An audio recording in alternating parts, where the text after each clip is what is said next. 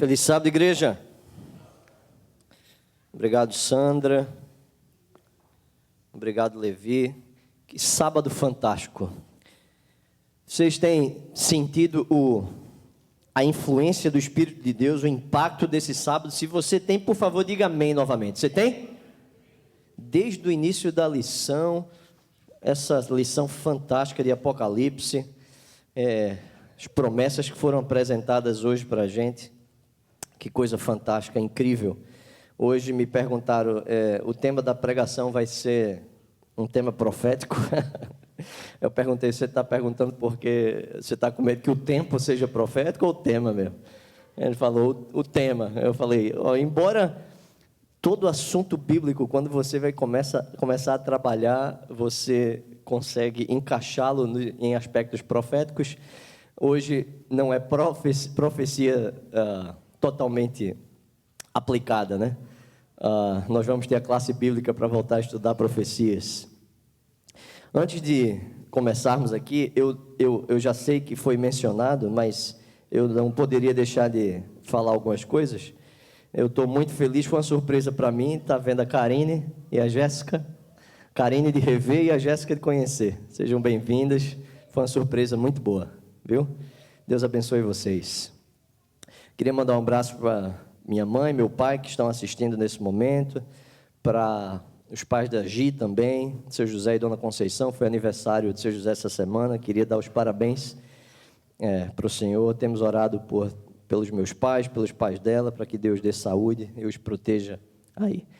Queria saudar a cada um de vocês que está nos acompanhando pela internet também, que o Espírito de Deus possa alcançá-lo. E é óbvio, a Dona Ney, já oramos, celebramos aqui, mas eu também estou muito feliz, eu tenho que falar de mim, porque foram tantos sábados sentando ali conosco, na classe da escola sabatina, e já estudando assuntos, assim, um pouco complexos, né? Sobre o Apocalipse. Estamos muito felizes que a senhora tomou essa decisão e que a senhora prossiga no caminho rumo ao céu com todos nós. Vamos curvar nossas frontes para uma palavra de oração. Senhor Deus, mais uma vez aqui estamos.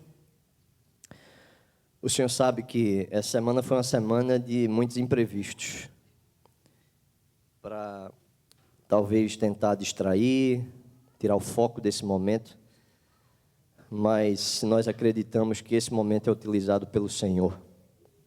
Se não for o entendimento de saber que é o Teu Espírito que se comunica comigo e com as pessoas, com certeza nós não estaríamos aqui agora para compartilhar a Tua palavra. Então, Senhor, mais uma vez, faz uso desse momento, a despeito dos pecadores que somos, pela intervenção do Teu Espírito, pela graça de Cristo, nesse momento. Fala ao nosso coração da forma que o Senhor quiser. Em nome, por amor de Jesus. Amém. Uma vez eu escutei na verdade, eu acho que eu li, mas eu até revisei essa semana, lá nos meus livros, para ver o autor do livro, e um monte de livro lá em casa, e eu acabei não achando. Mas aí eu não sei se eu escutei ou se eu li uma historinha de um advogado. Ele estava recém-formado, acabou de se formar, achava que entendia muita coisa, mas na verdade, né, a gente só começa a saber mesmo quando bota a mão na massa. E ele estava novinho, não sabia de nada, mas abriu um escritório. E aí ele abriu um escritório, mobiliou como podia. E o primeiro dia dele lá no escritório, ele abre as portas e senta lá no birô e começa a esperar por um cliente. De repente ele vê um camarada, passa o tempo, ninguém chega, e ele vê um camarada se dirigindo para o escritório dele, né? E ele vai lá, entrando e tal. E aí, quando ele vê que o camarada realmente entra no escritório, tinha um telefone em cima da mesa, ele pega o telefone e fala, sim, certo. Não, eu cheguei de Londres semana passada, eu estava numa banca de análise governamental, estou aqui de volta no meu escritório, vou ter uma reunião com um fiscal aqui da cidade. Eu ia falar General Attorney, mas eu já não lembro mais como é esse negócio aí no Brasil. E aí, eu vou ter essa reunião hoje à tarde, vai ter outra banca, eu vou dar uma palestra hoje à noite também. Não, aqueles 5 casos eu já concluí, ganhei todos os casos, fique tranquilo e os outros podem passar aqui que a gente resolve, tá bom? Tá bom então. Então eu estou aguardando sua ligação, tudo bem. Aí ele botou o telefone na mesa, olhou para o camarada que tinha acabado de entrar no escritório, o camarada estava esperando, escutou a conversa toda dele, né? Aí ele perguntou assim, pois não, em que posso lhe ajudar? Aí o camarada falou, não precisa de nada não, só vim aqui instalar sua linha telefônica. Você sabe que nós, seres humanos, a gente gosta de, em muitos momentos, de nos exaltar, da exaltação própria. E nós utilizamos alguns recursos, algumas ferramentas para isso. Uma delas é a mentira. Tem pessoas que mentem sobre coisas para os outros. Tem pessoas que mentem sobre pessoas para outras pessoas. E tem pessoas que mentem para elas mesmas. E tem pessoas que fazem essas três coisas, porque parece que é uma sequência. Quando você começa, você cria um universo paralelo, um mundo que acaba acreditando nisso. Esse é um dos recursos. Isso, inclusive, tem sido, pelos estudiosos, chamado de mitomania, né? Ou a compulsão de mentir, ou vários outros nomes, né? Que é gigossomania e vários outros nomes que é dado a isso. As pessoas, geralmente, nesse caso, elas não... Algumas, sim, elas se envolvem com fraudes, com corrupções, mas, geralmente, elas não se envolvem com isso. A questão é mais emocional mesmo. Elas têm uma atração pela fama, pela popularidade, pela reputação, e elas acabam criando essas circunstâncias, esse universo paralelo, até algumas chamam de mentiras brancas e assim por diante. Mas o fato é que, de branco, isso não tem muita coisa. Na verdade, isso são manchas que alguns de nós desenvolvemos na nossa formação do caráter. É um problema de caráter. Eu não estou dizendo aqui que, né, seja lá o que for, que está todo corrompido, não é isso. Mas é um aspecto do caráter que está manchado. E que teve uma falha na formação desse caráter. Eles querem, talvez, até de uma forma inconsciente, suprir uma deficiência emocional por conta do apreço das pessoas.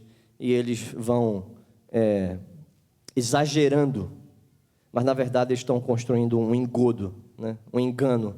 Eles mentem para ele mesmo. Um outro aspecto é a diminuição dos outros, porque quando a gente diminui os outros, a gente acaba se sentindo um pouquinho superior, né? Lembro de uma história que uma menina estava na igreja, e aí estava sentada lá, e aí, quando acabou o culto, ela chamou o pastor. Pastor, eu preciso conversar com o senhor. Falou, pastor, estou pecando. Mas o que é que aconteceu? Não, eu estou pecando porque vem uns pensamentos assim na minha mente e tal, mas o que é? Não, é porque quando eu olho assim, eu vejo as meninas assim, tanta menina feia aqui na igreja e tal. Aí vem um pensamento na minha igreja assim, eu sou a mais bonita dessa igreja. Eu estou pecando, pastor, isso é um pecado. Eu preciso vencer isso daqui. Eu fico olhando e eu vejo que eu sou a menina mais bonita, mas isso vem na mente, eu não quero que esse pensamento venha na minha mente. E eu preciso que o Senhor me ajude com isso aqui, Deus precisa me ajudar com isso, eu estou pecando. Aí o pastor falou assim para ela, não tem problema nenhum, não. Aí ela falou, não? Ele falou, não, isso não é pecado não, é um engano mesmo. A gente, às vezes inconscientemente a gente faz isso, né? Contando coisas, parece que a gente foca demais nos erros dos outros. Há uma grande falha nas coisas. E a falha é no ponto de referência. Nós estamos aqui na igreja, somos adoradores. E Jesus apresentou uma história que é curta, uma parábola, na verdade, curta, bem curtinha. E pode ser bastante explicativa para a gente. De onde a gente coloca o ponto de referência para uma exaltação própria, para a diminuição do outro, ou para estar precisando, inventando alguma coisa para a gente se sentir valorizado ou se sentir espiritualmente. Porque se isso acontece na vida cotidiana, como seria na vida espiritual? Será que essas coisas envolvem o nosso relacionamento com Cristo? Envolvem a nossa influência no reino de Cristo com as pessoas? Será que existe isso também? Eu queria ir com vocês até aqui a parábola de Lucas, capítulo 18, por favor. Eu espero que eu me surpreenda essa manhã, porque como o assunto não é, como na maioria das vezes que eu abordo temas proféticos, a gente não vai precisar estar tendo que estudar muita coisa. Vamos fazer apenas uma meditação, e tem alguns que já estão esperando para ver se vão se surpreender mesmo com o tempo da pregação dessa manhã. Já meu relógio dá um alerta aqui para mim. Capítulo 18, todos estão aí? Versículo 9. Lucas 18, versículo 9, vamos lá. Todos nele?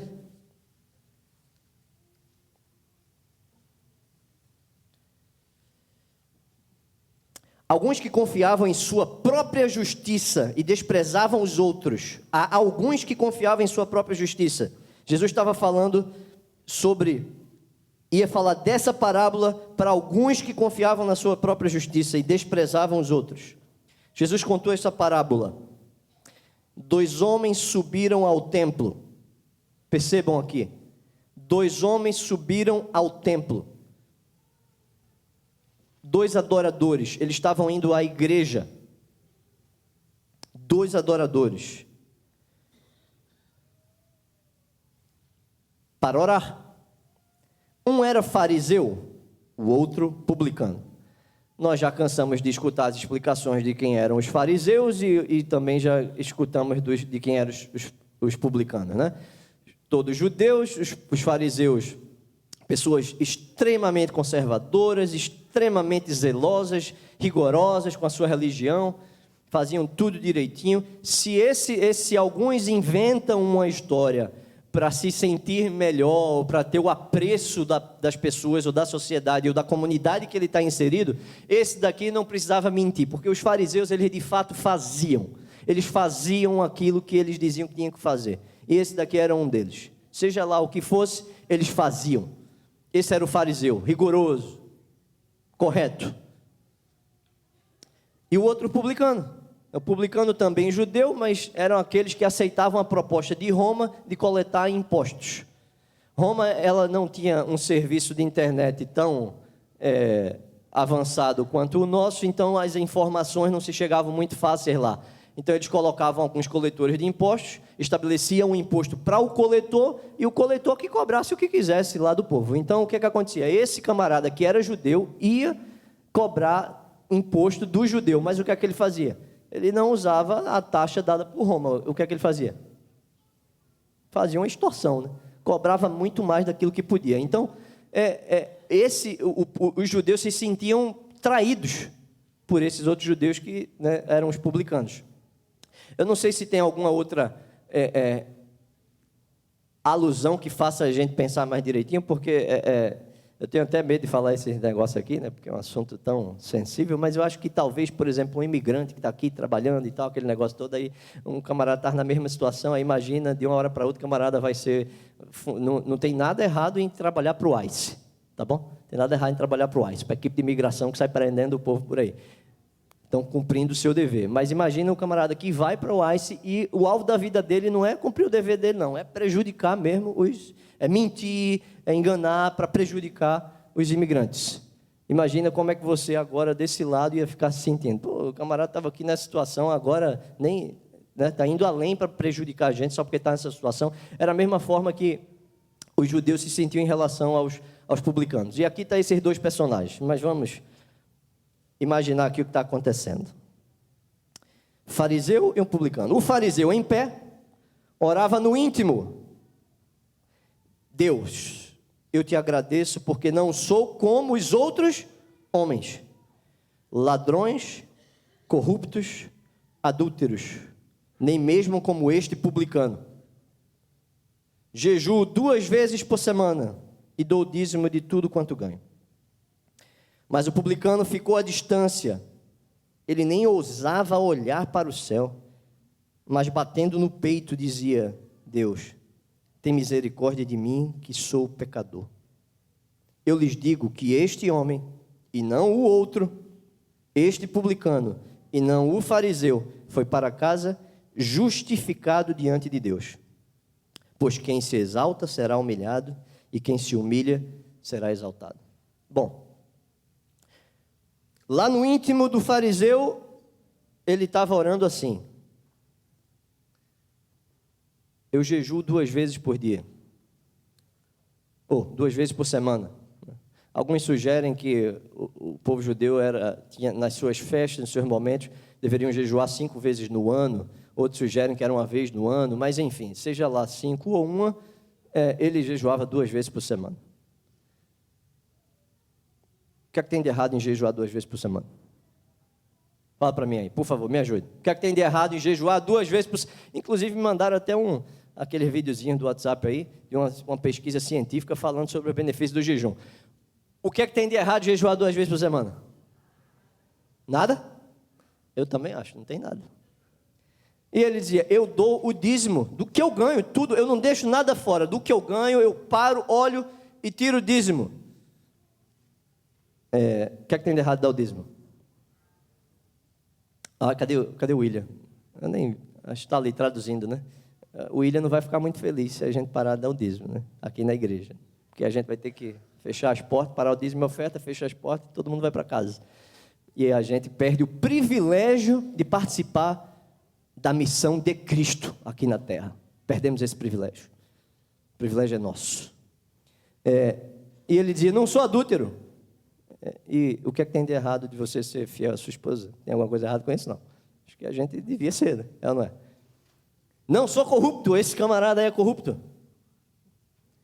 Estão entendendo? O que é que tem de errado com o comportamento? O que é que tem errado com ali os hábitos desse fariseu que estava orando? Tinha uns que tinham os hábitos meio exagerados, mas olha o que é que ele está apresentando. Fazer o jejum, dar o dízimo, né? E alguns outros posicionamentos morais. O que é que tem de errado com isso? Nada? Aí chega o outro lá. Senhor, eu sou pecador. O Senhor me conhece, eu sou pecador. Esse camarada aqui, vocês estão percebendo na fala dele, ele tem orgulho de ser, então é o seguinte, então se Deus está dizendo que esse foi justificado, e a gente viu que o fariseu fazendo aquilo não tem nada de errado, então o negócio é a gente dizer assim, eu tenho que ser pecador para ser justificado, vou começar a pecar um monte agora, vou começar a procurar o que é pecado, vou começar a fazer, é isso? Sim ou não? Estão sentindo orgulho na fala do publicano, dizendo, eu sou pecador, e Deus veio salvar os pecadores, e Ele vai me salvar, e é isso mesmo. Estão sentindo isso, não?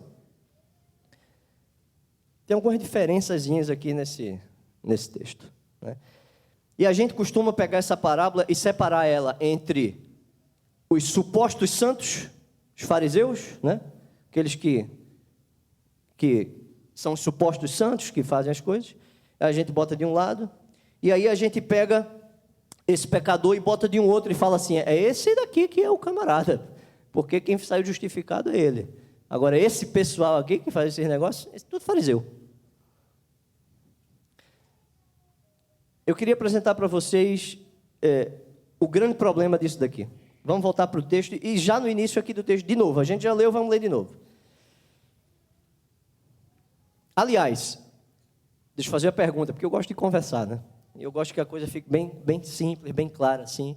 Gisele não gosta muito quando eu falo isso, mas os educadores, eles pegam coisas simples e tornam elas complicadas, para parecer que eles entendem muito, conhecem muita coisa, entendeu? Bota o quadro, aquela equação desse tamanho, 3 quadros preenchendo. Os comunicadores pegam coisas complicadas e, entendeu? É isso aqui, resolveu, entendeu? Tá ótimo.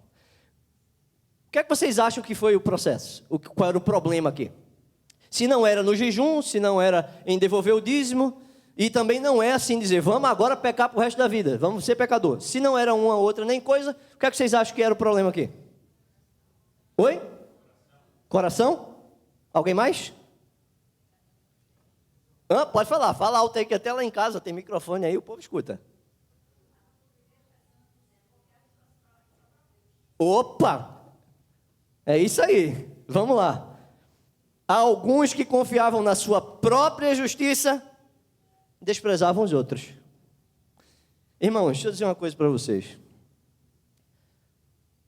há supostos santos que não se juntam com pecadores. Mas há pecadores que não se juntam com santos. Estão entendendo o que eu estou querendo dizer, não? Aqui tem 2 tipos de fariseus. 2. Esse fariseu aqui, ele se divide em 2 tipos. Porque a referência dele aqui, ele fala, eu não sou como os outros. Esse personagem aqui, esse camarada na parábola, ele avalia os outros pelo que ele faz e ele avalia ele mesmo pelos outros. É assim, o que faz, ele faz. Nossa, eu estou lendo os materiais aí, comecei a fazer uma reforma de vida, estou abandonando um monte de coisa, estou acreditando aí, estou indo no caminho certo, ainda bem que eu não estou como esse pessoal aí que não está fazendo nada da vida, viu? É esse o caminho que eu estou indo aqui. Aí eles olham, esse pessoal aí que tá assim e tal, tá aí, aí veja, já com a cara dessa aí vão sair da igreja, vão quebrar a cara. Esse é um tipo do fariseu. E a gente já está acostumado com esse tipo de fariseu, porque é o que a gente geralmente vê. Sabe qual é o outro tipo do fariseu? Porque se o ponto aqui é os que confiam na sua própria justiça, sabe qual é o outro ponto? Sabe qual é o outro? É o outro do outro lado também. Sabe por quê? Olha se o outro também não está confiando na sua própria justiça. Esse camarada aí precisa fazer estudo, não. Não, isso aí não precisa fazer estudo, não, gente. Isso aí é exagero. A gente é pecador. É assim, é a nossa vida. Às vezes a gente não consegue, entendeu? Não se controla, é isso mesmo que a gente faz. É assim, Deus, a graça de Cristo salva a gente. É assim que é. E Ele vai salvar a gente. Porque eu sou do jeito assim que sou, e Ele vai trabalhando, e a graça dele trabalha, e não tem nada que não existe esse negócio aí não, de verdade presente, de não sei o quê, não, isso aí não, é a graça de Cristo, é o relacionamento, vamos lá. Ele está confiando em quê? O que é que ele está confiando? O que é que vocês acham? Ele está confiando naquilo que ele acha que tem que ser. É desse jeito aqui, não é daquele jeito lá não. A opinião está baseada nele. Ele acha que está certo, porque ele não é exagerado. Ele está confiando na sua própria justiça. Lembra a mensagem à igreja de Laodiceia? Um acha que está rico, está isso, ou seja, eu estou bem do jeito que eu estou. Mas do outro lado, tem o outro lado também que fala assim, não preciso fazer isso tudo não. Eu estou bem do jeito que estou. O ponto é esse. Eu estou bem do jeito que estou. Eu estou bem pelo que eu faço, e os outros eu estou bem porque eu não faço esse exagero todo, esse é fanatismo. E eles estão agindo pela própria justiça. Sem saberem, são fariseus. Também. Olha que coisa. O ponto é a referência. Essa briga de opinião, essa exaltação própria, seja de um lado ou seja do outro, ela vem por falta da referência, o ponto de referência. E o ponto de referência aqui, quando o fariseu, seja de um lado ou do outro, desses 2 tipos de fariseu, quando ele olha, qual é o ponto de referência dele? Eu não sou como os... Oi? Outros. Eu não sou como os outros. O ponto de referência é o outro. Funciona mais ou menos assim. Eu não sei se vai funcionar aqui, mas deixa eu desenhar uma coisinha aqui para vocês. Vamos ver se vai funcionar.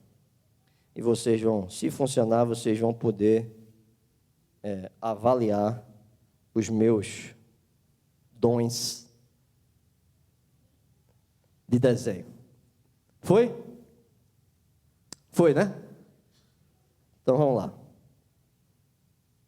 Tudo certo? Tudo certo. Vamos desenhar aqui. Fiz uns cursos de desenho aí, muito bom, entendeu? Vocês estão entendendo isso aqui? Não, né? Nem eu. Eu vou botar uns obstáculos aqui, umas árvorezinhas. Ok? Tem outra árvore aqui. Oi? Eu estou falando, aí vocês imaginam que é, entendeu? Oi? Praia de Boa Viagem. Ok. Ok. E aí, opa, alguém falou que isso aqui é o quê? Uma montanha? Então vamos imaginar que isso aqui é uma montanha, tá certo? Onde é que vocês acham que está Deus aqui? Lá no topo. É ou não é? Eu vou simbolizar Deus como o sol da justiça. Aqui. Okay? Jesus Cristo está aqui. Aí, aqui, tem umas figuras bem bonitinhas aqui. Opa, peraí, já eu boto um camarada com 3 braços aqui, não dá certo, né? Tá bonito, não? Devia ter chamado o Gleides para fazer isso. Para não dizer que eu sou machista, deixa eu botar um cabelinho aqui. Ok? Vamos dividir esse negócio aqui, né? Então, vamos lá. Tem esse pessoal aqui. De repente, eles olham aqui para cima do monte. E aí eles veem umas 2 figuras aqui. Ó. Tem uma aqui e outra aqui. Ok? Porque subir o monte não é tão simples assim. Aqui está Deus. Lá na extrema direita, lá em cima. A referência pode ser a seguinte. Esse camarada que foi aqui para o monte, ele fez um sacrifício danado. Se preparou, pegou ferramentas, equipamentos, estudou o caso, pensou, analisou, foi subindo, foi subindo. Quando ele chega aqui no monte, eu não quero julgar a intenção pelo qual ele subiu o monte, porque o coração humano não é propriedade nossa. A gente se prende apenas aos fatos. Tem duas referências. Uma, ele olha, o que foi que o fariseu fez aqui? Eu não sou como os outros. Aí ele olha para o homem. Ok? Olha para o homem. Quando ele olha para o homem, ele percorreu aquele caminho todinho, e aí ele está lá em cima. Ele olha para baixo. De que tamanho ele vê o outro? Que tamanho ele vê o outro? Oi? Pequenininho, não é não? Ele está vendo lá de cima do monte, ele olha para o outro bem pequenininho. Ele fala, rapaz, esse povo é pequeno demais. Nossa, não consegue nem enxergar direito. Isso é quando ele está olhando para cá. Eu vou expandir isso daqui, porque o sol está pequenininho, né? Mas o sol seria maior do que tudo aqui. Né? O sol seria maior do que tudo. O desenho está bonito, não está não? Quando ele olha para o homem, ele vê o camarada pequenininho. Mas se a referência é outra, ele olha para Deus, ele se depara com o quê? Com alguém que é maior do que o universo. Consequentemente, ele olha para ele, como é que vocês acham que ele se sente? Oi? Pó. É ou não é? Senhor.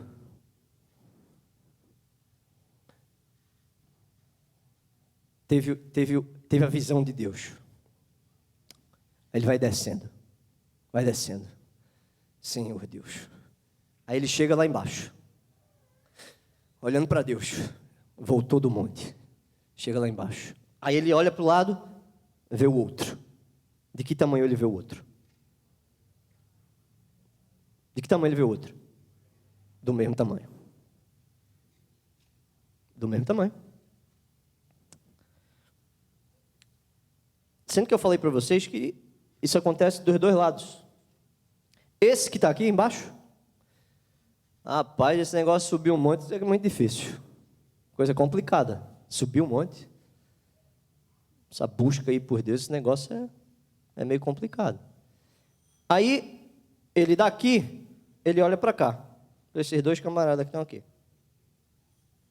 Ele olha aqui para o homem. Quando ele olha para cá, ele olha para o homem e faz. Olha para ali, ó, querendo aparecer. Estou falando, tá ali, isso é mostração, ó. Tá lá só para aparecer. E agora vê, se gastou um tempo todinho aí e tal. E vai fazer o que lá em cima? O que é que tem para fazer em cima do monte? Fala aí para mim. Tem nada, vai passar frio ainda mais. Tomara que ele tenha levado um agasalho. Ou se ele, já ele escorrega daí de cima. Vai levar um baque, uma queda.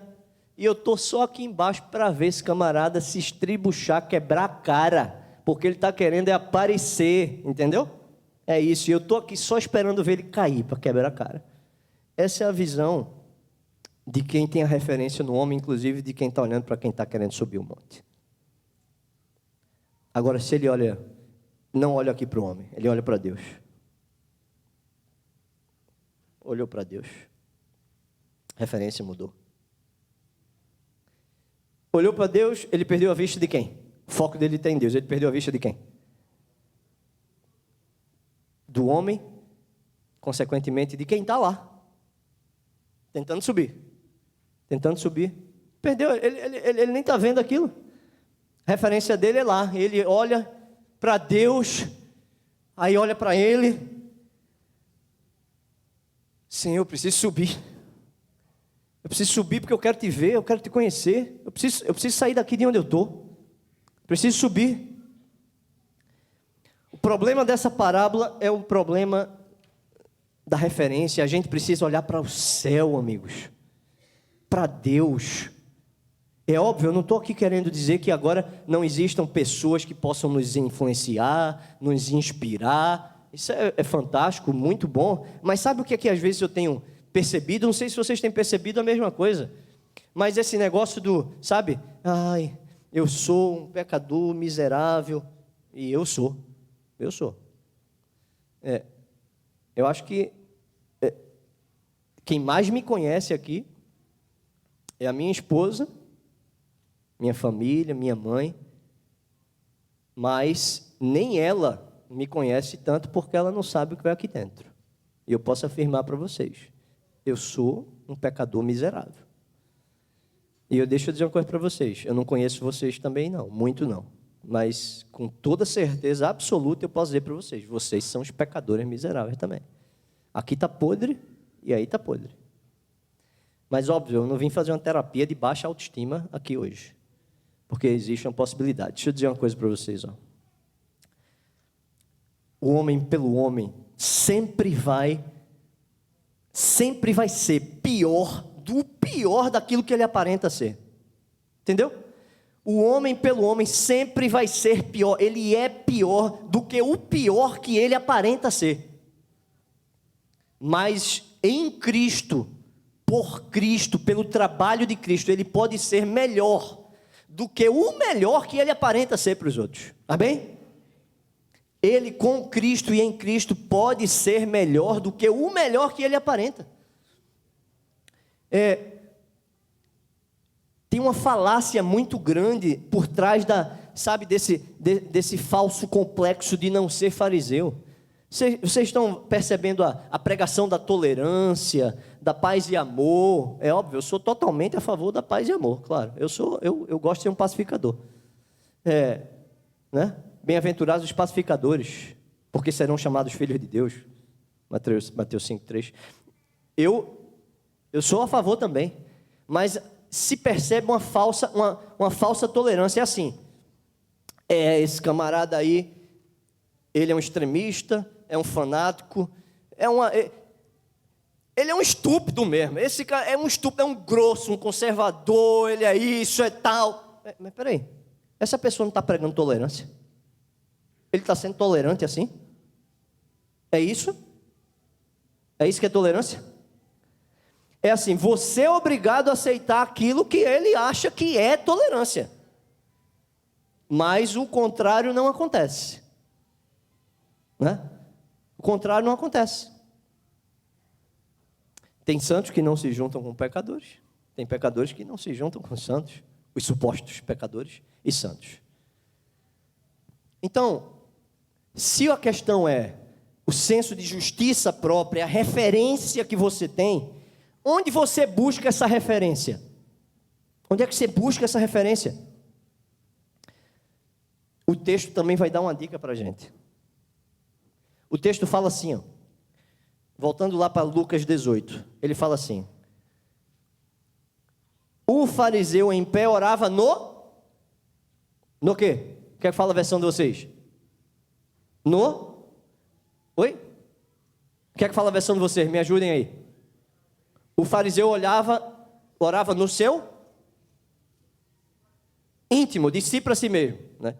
Então, peraí, Júnior, você está querendo dizer que o problema está lá no íntimo, então ele tem que parar, e dizer assim, não, peraí, vamos fazer um confronto de realidade. Como eu estou, como eu deveria ser, eu acho que eu deveria fazer isso, eu acho que eu deveria mudar isso, eu acho que eu deveria fazer isso, e tal. O que é que vocês acham? É isso? Ele tem que parar para ele, olhar para ele e dizer, o que é que eu preciso fazer? Se fosse isso, ele voltava no problema de novo, lá o senso de justiça própria. Sabe por que Jesus falou isso? E ainda fez questão de, no texto aqui, quando Lucas coloca, ele coloca no íntimo. Porque ele não estava gritando. Na parábola, Jesus não apresenta ele gritando e todo mundo escutando o que ele estava falando. Até porque seria muito ridículo ele orar para o povo escutar. Eu não sou como ele, eu sou isso, eu faço aquilo. O povo ia dizer, é um absurdo esse negócio aí, né? Que camarada ridículo é esse? Quando Jesus falou no íntimo, porque foi o próprio Cristo que viu o que estava dentro, indo lá no íntimo. Porque se a resposta fosse, vamos olhar para aqui, e esse conceito está bem espalhado por aí, né? Um conceito hollywoodiano e da música secular de siga a voz do seu coração, ouça a voz do seu coração, o que importa é você ser feliz. Isso aí é uma força tremenda esse negócio. Vamos lá para Jeremias, que Jeremias vai responder aqui para a gente se realmente o conselho é esse, de ouvir a voz do seu coração. Vamos lá. Deixa eu tirar meu desenho aqui para vocês não terem pesadelo.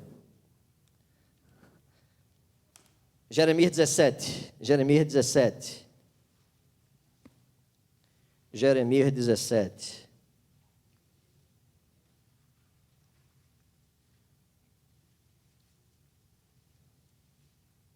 Acharam aí? Versículo 9 e 10. Olha que coisa fantástica, a gente vai começando a concluir aqui o pensamento.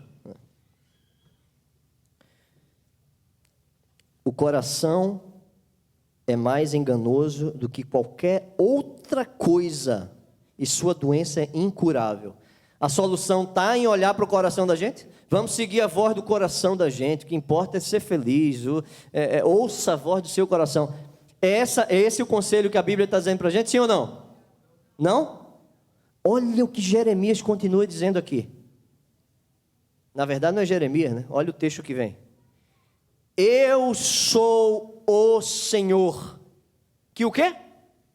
Que sonda o coração e examina a mente.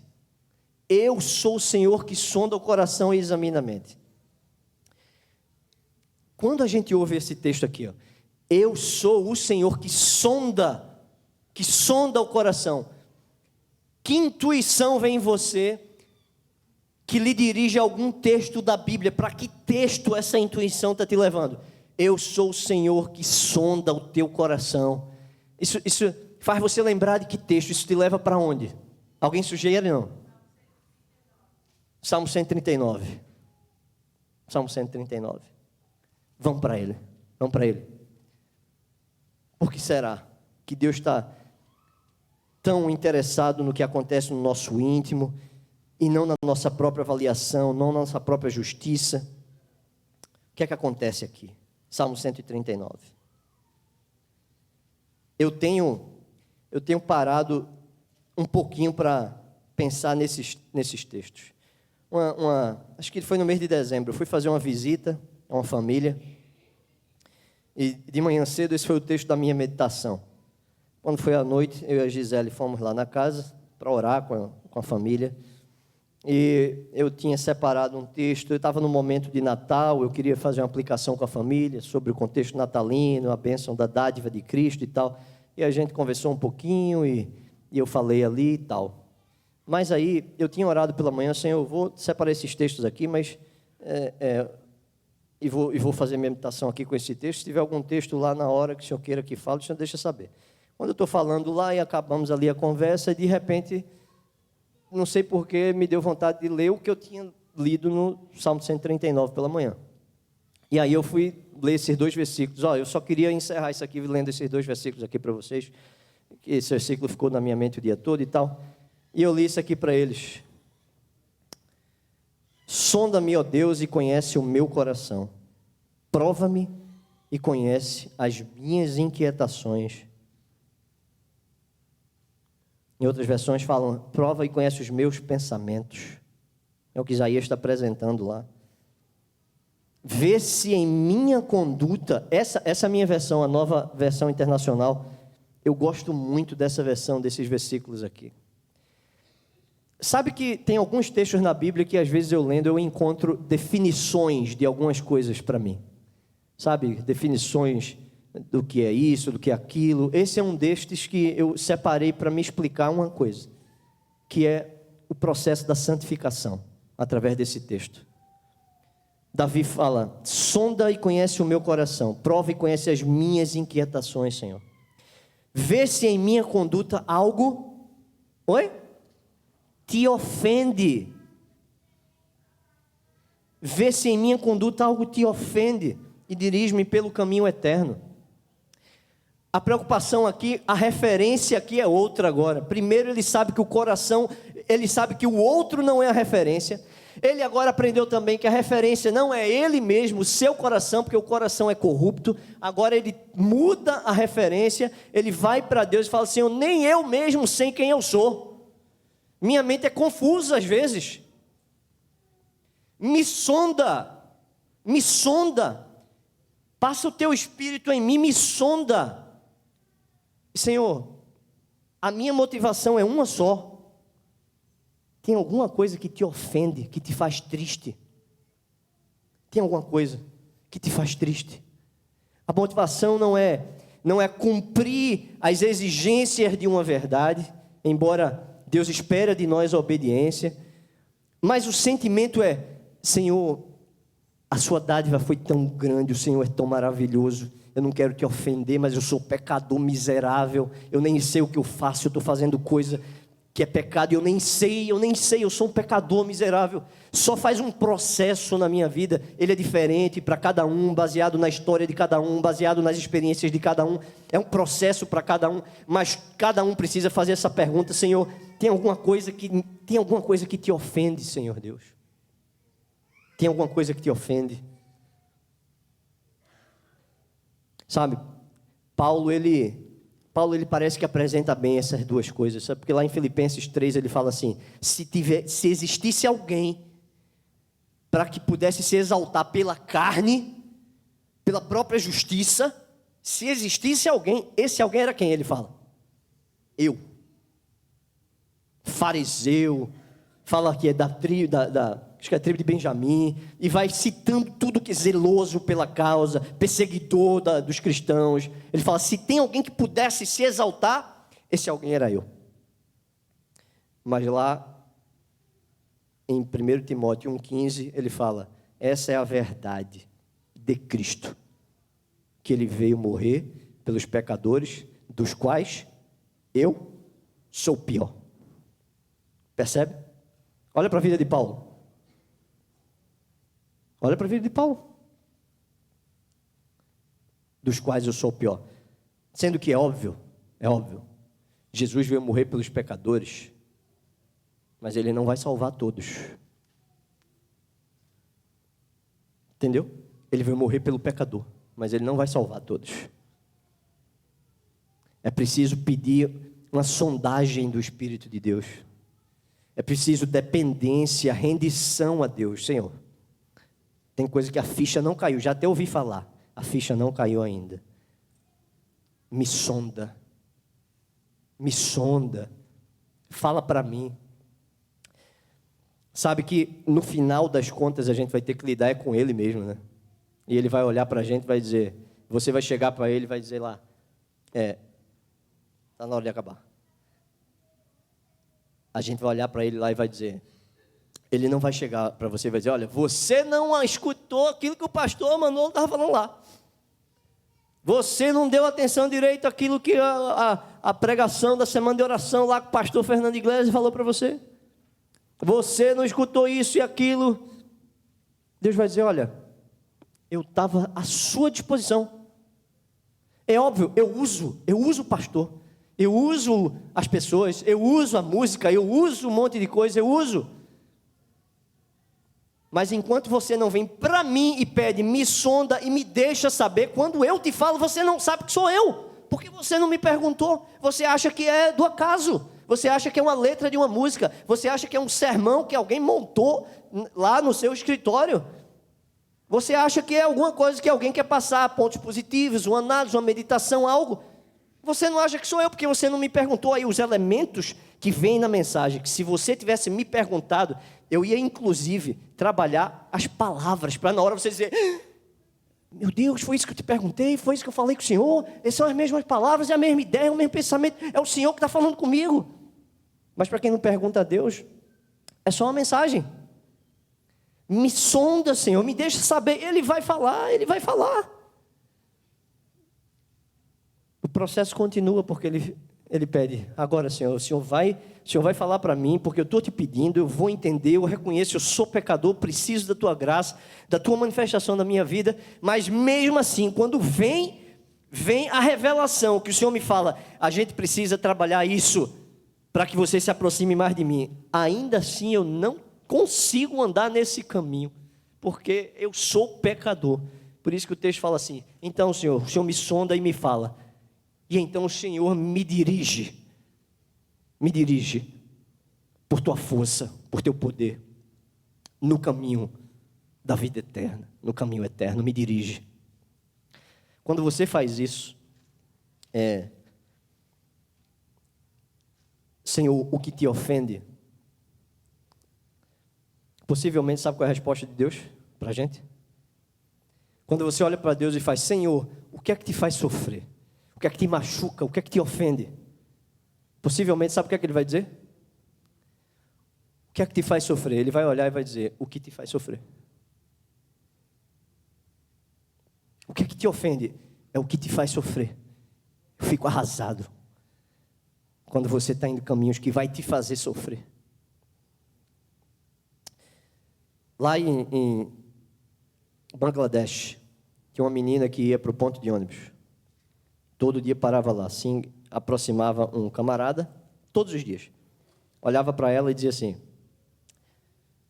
ei, eu te amo. A menina olhava assim, nunca viu o camarada, eu te amo. Você pode me amar? Menina, que é isso? Nem te conheço. Se você não me amar, eu vou lhe matar. O camarada falava para ela. Cara louco, rapaz. No outro dia. E não fazia nada, ia embora. No outro dia aparecia lá o cara. Ei, eu te amo. Você vai me amar? E ela ficava olhando, disse, se você não me amar, eu vou te matar. E assim foi dia após dia. Teve um dia, ele chegou lá e falou, você sabia que eu te amo? Se você não me amar, eu vou matar você. E parou e ficou olhando para ela. Ela não falou nada. Ele falou não, e ela ficou calada. Ele foi embora. Naquela noite, ele foi na casa dela, tocou fogo na casa, e ela morreu. E essa história verídica aconteceu em Bangladesh. Sabia que Deus faz a mesma pergunta para a gente? Ele se aproxima da gente e fala, eu te amo. Senhor, o que é que te ofende? É o que te faz sofrer, porque eu te amo. E ele pergunta, você quer me amar? Sendo que há uma mudança aqui do que o camarada falou. Em vez dele dizer, se você não me amar, eu vou te matar. Deus fala, se você não me amar, você vai se matar. Se você não me amar, você vai se matar. Entende? Você vai escolher caminhos que vai levar à sua destruição. E Ele dá o livre-arbítrio para isso. A proposta para a gente hoje é, Senhor, me sonda. Minha referência não vai ser o meu irmão. Não vai ser o meu irmão. Nós somos devedores uns dos outros. Devedores uns dos outros. A minha referência é Cristo. E essa referência é elevada demais para a gente se exaltar e achar que é alguma coisa. Me sonda, Senhor. Vê se tem alguma coisa que te ofende. E me dirige no caminho eterno. Eu encerro repetindo isso. Você por você mesmo, sem intervenção de Deus, você vai ser sempre pior, do pior daquilo que você aparenta. Com a intervenção de Cristo, com a unção do Espírito trabalhando na sua vida, você pode se tornar bem melhor do que o melhor que você aparenta nessa manhã. Amigos, a realidade é sempre nossa amiga. A gente precisa admitir, nós somos pecadores. Indo assim a Cristo, nós seremos justificados. Amém? Que Deus nos abençoe nessa manhã.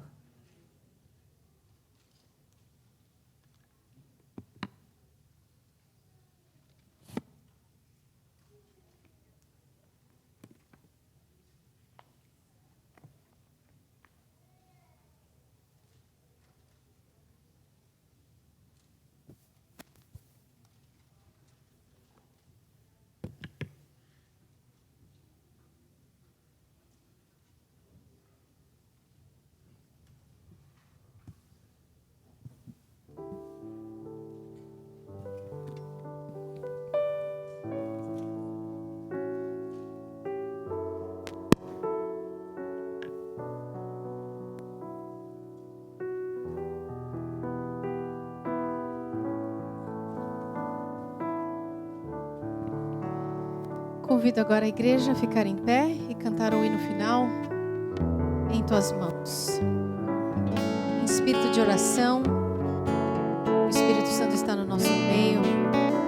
Vamos declarar isso ao Senhor, a nossa vontade de colocarmos a nossa vida em Tuas mãos para que Ele nos dirija.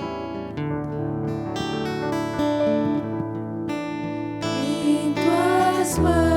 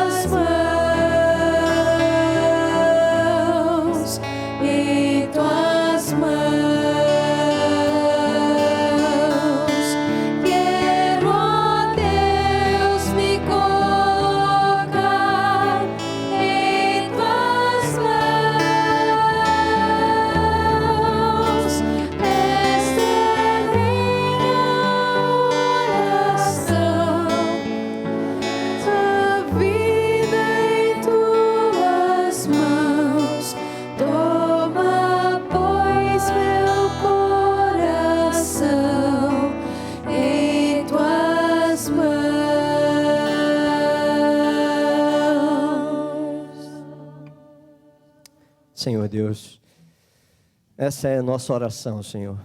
Toma-nos, nos sonda, Senhor. Que Teu Espírito tenha acesso à nossa alma. Nós somos pecadores miseráveis, Senhor. Mas sabemos que o Senhor tem poder para todas as coisas, nos conduzir no caminho reto. E por Tua graça, pelo mérito de Cristo, um dia nos conceder a vida eterna. Nos conduz por esse caminho, Senhor, por favor. Que a nossa referência não seja o eu e que a nossa referência não seja o outro. Que a nossa referência seja Cristo Jesus, o Santo, o Filho de Deus. Nos abençoa nesse sábado, dá-nos a Tua unção, Teu perdão. E dá-nos um restante de sábado feliz, em nome e por amor de Jesus. Amém.